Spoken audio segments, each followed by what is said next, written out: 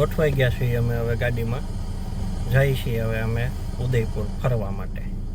સૌથી પહેલાં અમે પહોંચી ગયા ઉદયપુર સિટી પેલેસ વિઝિટ કરવા માટે.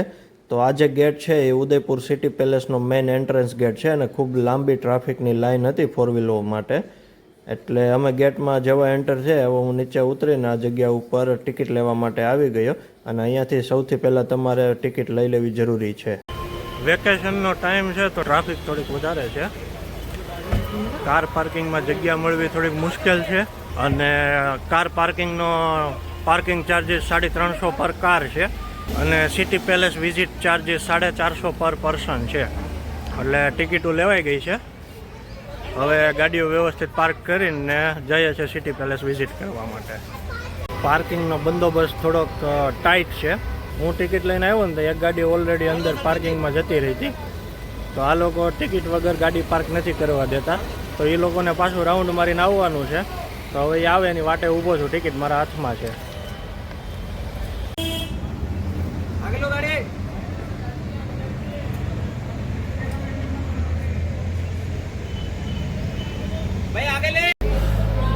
તો ફાઇનલી અમારી ત્રીજી ગાડી અંદર આવી ગઈ છે. એ લોકોને અહીંથી એક્ઝિટ ભરાવીને આખો રાઉન્ડ ફેરવાયો અને અડધી કલાક ઉપર ટાઈમ લાગ્યો. તો જો દોસ્તો તમે ઉદયપુર આવતા હોય ને તો ફટાફટ છે ને ગેટમાં એન્ટર થાવ ને એટલે ટિકિટ પહેલાં ગાડીની પાર્કિંગની લઈ લેવી. નહીંતર અમારી જેવું થશે. હું ટિકિટ લેવા ગયો પણ એક ગાડી ઓલરેડી આગળ હતી ને તો એ લોકોને એન્ટર ન થવા દીધું પાર્કિંગમાં અને એ લોકોને એક્ઝિટ મારીને આખો પેલેસનો રાઉન્ડ ફરીને આવવું પડ્યું. અને અત્યારે ટ્રાફિક એ બહુ હાઈ છે. વેકેશનનો ટાઈમ છે એટલે તો અડધી પોણી કલાક આરામથી તમારી કપાઈ જાય. તો એના કરતાં બેટર છે કે તમે ટિકિટ એડવાન્સમાં લઈ લો એટલે તમને કોઈ તકલીફ ન પડે. પાર્કિંગમાં પહોંચો એટલે તમને આવી કાંક ટ્રેન જોવા મળી જાય છે જે બધા પેસેન્જરોને સિટી પેલેસના મેઇન દ્વાર સુધી લઈ જાય છે. તો જો તમે ન ચાલી શકતા હોય તો આવી ટ્રેન લઈ લેવી. પણ અમે તો ચાલીને ગયા હતા. થોડોક ઢોળાવાળો અને ચાલવાની મજા આવતી હતી તો અમે તો ચાલીને પહોંચી ગયા. ધીમે ધીમે ચાલતા ગયા અને વચ્ચે રસ્તામાં આવતા લોકેશનો જોતા ગયા.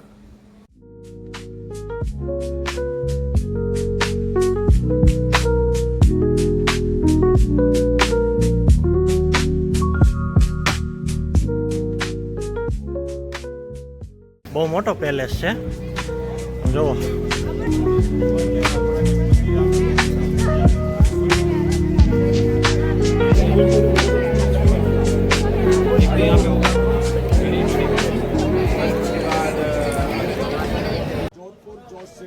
बीकानेर बीकाजी, जैसलमेर जैसल सिंह, फतेह सागर फतेह सिंह, उदयपुर उदय सिंह।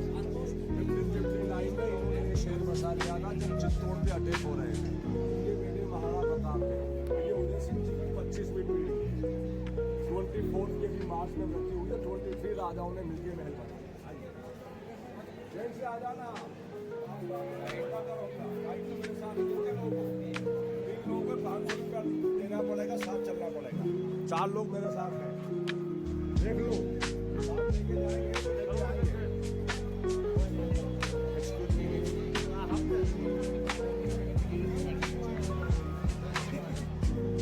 इन्होंने बनाया. अभी उनकी मृत्यु हुई. आइए आगे बढ़िए.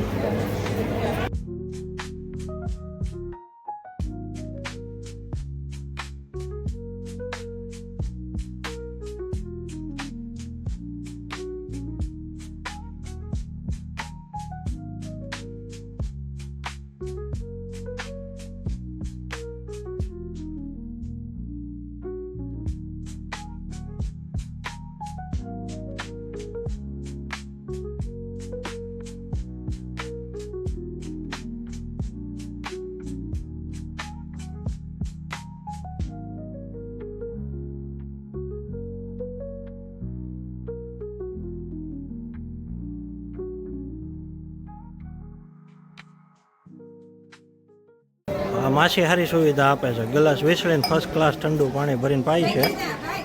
ઉદયપુર કિલ્લામાં પહેલો માળ છે એટલે સારી સુવિધા આપે છે. ટાઢક પડે એવી.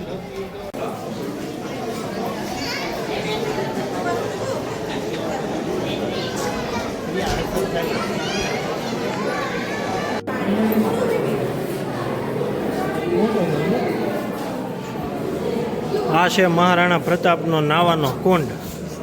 આમાં મહારાણા પ્રતાપ નાતા એવું મેં સાંભળ્યું છે, મને બાકી નથી ખબર. અને નાતા નાતા જો કોઈ એમ કહે કે આક્રમણ, તો અહીંથી જોઈ લે કે ક્યાંથી આક્રમણ થયું છે અને કઈ બાજુ ભાગવાનું છે. અહીંથી વ્યૂ તો બહુ સારો આવે છે.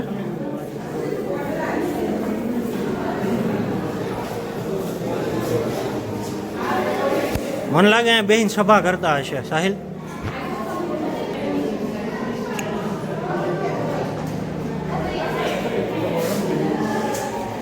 અહીંયા એવું કંઈક લખ્યું છે 12 ડિસેમ્બર 1911માં કિંગ જ્યોર્જ વાન્ડ ક્વીન મેરી ઓફ બ્રિટન, એટલે યુકેની રાણી કોક અહીંયા વિઝિટ માટે આવી હશે અને એણે અહીંયા સભા કરી હતી. તો એ ruling prince of India were invited to attend a special chair for each ruler according to his status was placed in the durbar. એટલે જે અલગ અલગ જે રૂલિંગ રાજા હતા ને એ બધાને અહીંયા આમંત્રણ આપ્યું હતું અને એ બધાની ચેર એના સ્ટેટસ પ્રમાણે ડિઝાઇન કરવામાં આવી હતી. અને આ જે ખુરશી છે એ મહારાણા ફતેહસિંહ ઓફ મેવાડની ખુરશી છે. હવે આમાં સ્ટેટસ કેવું હશે કેમ નક્કી કરશું આપણે. અને પછી નમભાઈને એની ફ્રેન્ડ મળી ગઈ હતી, તો નમભાઈ ગેલમાં આવી ગયા હતા. બપોરના 1 વાગી ગયા છે અને અમે લગભગ 4થા માળે હતા, પણ નમભાઈને થોડીક તકલીફ થઈ ગઈ એટલે અમારે ઇમરજન્સી એક્ઝિટ લઈને નીચે આવવું પડ્યું. તો હવે એક્ઝિટ બાજુના એરિયામાં જમવાની મસ્ત સુવિધા છે. ગુજરાતી થાળી અને રાજસ્થાની થાળી ખાવી હોય દાલ બાટી તો એ. તો આ પાછળ જે દેખાય એ એરિયામાં અમારે જમવા જવાનું છે. હવે બતાવું કેવી ડીશ છે એ. ક્લાસ બધા ગોઠવાઈ ગયા છે બપોરા કરવા માટે. અને ગુજરાતી ડીશ જેમાં પછી અમે પી લીધું ઓરેન્જ ને કાલા ખટ્ટા સ્લશ. તો સ્લશ પી લીધું એટલે થોડી કાઢક થઈ ગઈ. મ્યુઝિયમમાંથી બહાર આવીને પછી અમે નીકળી ગયા નકી લેકની સામે ગાર્ડન આવેલું હતું, તો તે ગાર્ડનમાં આરામ કરવા માટે. તો આ જે રસ્તો છે એ નકી લેક જવા માટેનો રસ્તો છે. તમે બાજુમાં જોઈ શકો છો, ત્યાં નકી ઝીલ દેખાય છે. પણ આ સ્થળની ખરી મજા તમે રાત્રિના સમયે આવો ને તો વધારે આવે. સિટી પેલેસથી અમે નીકળ્યા અને ત્યાં બપોરે જમીન નીકળ્યા હતા. પછી લોકેશન ગોતતા હતા તો એક અહીંયા ફતેસાગર લેક કરીને છે. તો આજે મારી પાછળ જે ભાગ દેખાય ને એ બધો ફતેસાગર લેકનો એરિયા છે. પણ વ્યૂ છે ને નાઇટમાં બહુ સુંદર હોય છે અહીંયા. તો અત્યારે એની સામે એક ગાર્ડન છે ને એ છે બેહવા માટે. તો ઘડીક બધા એને પોરો થઈ જાય, કંઈક નાસ્તા પાણી કરવું હોય તો કરી લઈએ એમ. તો આ લેકની એક્ઝેક્ટ સામે આ ગાર્ડન છે. તો ગાર્ડનમાં બધા આવી ગયા છીએ. ટિકિટ આગે ગયે ને મેરે સબ લોગ.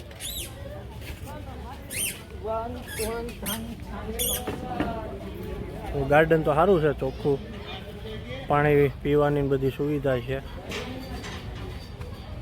સિક્યોરિટી વ્યવસ્થિત છે બધું. ફૂલ પત્તિયા તોડના મના છે બરોબર.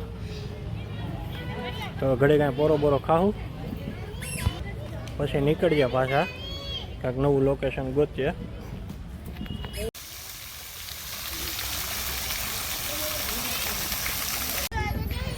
તો ગાર્ડનમાં આવ્યા ને ગાર્ડનમાં નમોભાઈને ભારે મજા આવી ગઈ છે.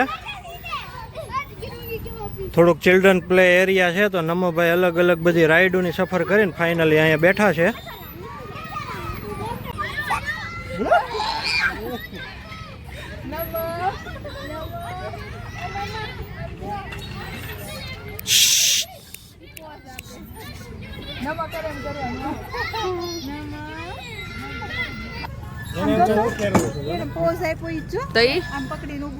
ખતરો કે ખિલાડી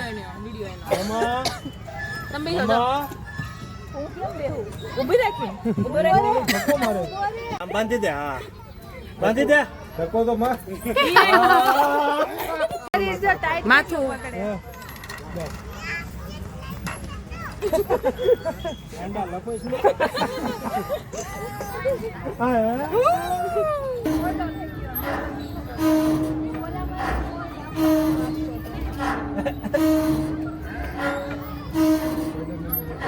તો બે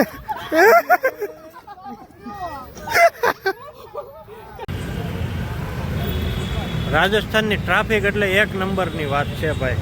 અને આ લોકોએ બધી જગ્યાએ છે ને વન વે કરી દીધા છે, એટલે તમારે જે બાજુ જવું હોય ને વળવા જાવ ત્યાં વન વે હોય, એટલે તમારે પછી પાછો નવો રસ્તો પકડવાનો અને નવી જગ્યાએ જવાનું, ફેરવી કેટલું લાંબુ થાય અને તોય તમે ડેસ્ટિનેશને પોગો નહીં, એવું કર્યું છે.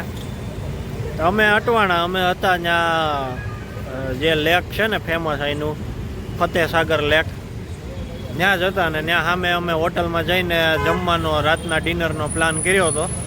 તો ત્યાં નો પાર્કિંગ હતું, અમે ત્યાં પાર્કિંગ કર્યું, પોલીસવાળાએ ત્યાંથી ગાડી કઢાવી.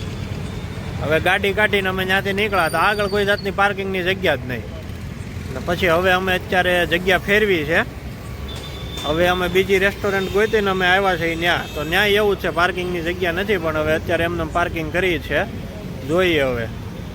એટલે અમારો બધો પ્લાન છે ને ચેન્જ થઈ જાય હવે એવું લાગે છે. નહીંતર પ્લાન એવો હતો કે ડિનર કરીને ફતેસાગર લેકે આંટા મારશું અને ઘડીક રખડશું અને પછી નિરાતે હોટલે જતા રહીશું. પણ હવે એવું લાગે છે કે હવે પાછું ફતેસાગર લેક આવશે નહીં. અમે જ્યાં ગાડી પાર્ક કરી ને એની સામે છે ને બાવરજી કરીને રેસ્ટોરન્ટ હતી. તો એ રેસ્ટોરન્ટમાં થાળી અને મેનુ બે ઓપ્શન હતો. તમે મેનુવાળા ઓપ્શનમાં ગયા અને પંજાબી શાક ને નાન ને રોટલી છાશ પાપડ ને એવું મગાવીને ફર્સ્ટ ક્લાસ ડિનર થઈ ગયું છે આજે. અને અમારો પહેલો દિવસ ઉદયપુરમાં પૂરો થાય છે. અમે હવે જઈ રહ્યા છીએ હોટલ, કેમ કે આરામ કરવાનો છે ને કાલે સવારે અમારે નીકળવાનું છે નેક્સ્ટ ડેસ્ટિનેશન માટે. તો અત્યારે જઈને ફ્રેશ થઈને વ્યવસ્થિત થોડોક આરામ કરી લઈએ અને કાલે પાછા વહેલી સવારે અમે નીકળી જઈશું નાથદ્વારા જવા માટે. ચેનલને સબસ્ક્રાઈબ જરૂર કરી લેજો.